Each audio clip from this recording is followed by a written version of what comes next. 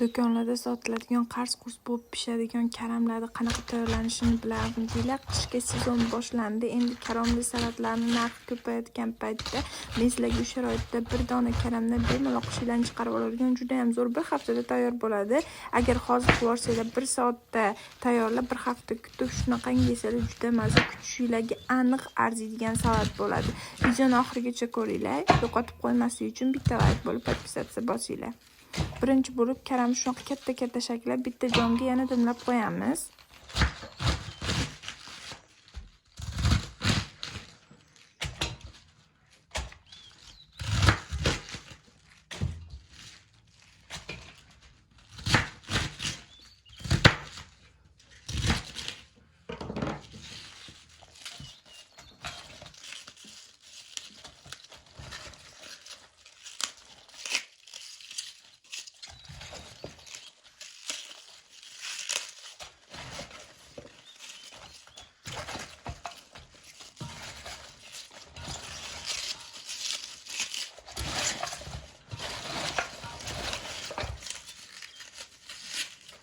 Keyin bo'lsa ko'pgina tuz solib, yaxshilab aralashtiramiz va sabzi ham esdan chiqmasin. Chunki nimaga bunaqa ko'p tuz demanglar, chunki bu suviga chiqib ketadi, namakob suvga qilinadi. Shuning uchun ham bu shunaqa qars-qurs bo'lib juda ham mazali bo'lib chiqadi.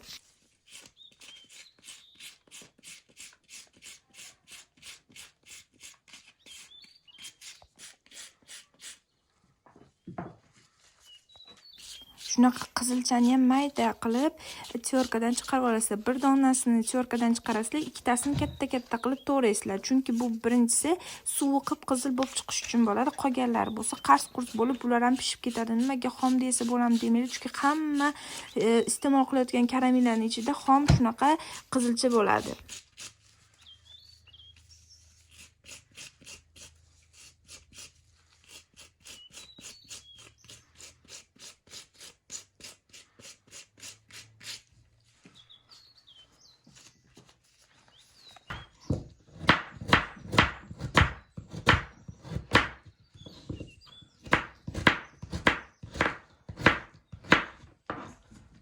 Lavr bargi qora murchlardan solib yaxshilab suvga bo'ktirib qo'yamiz. Issiq qaynagan suv bo'lishi kerak. Shuni esdan chiqarmanglar.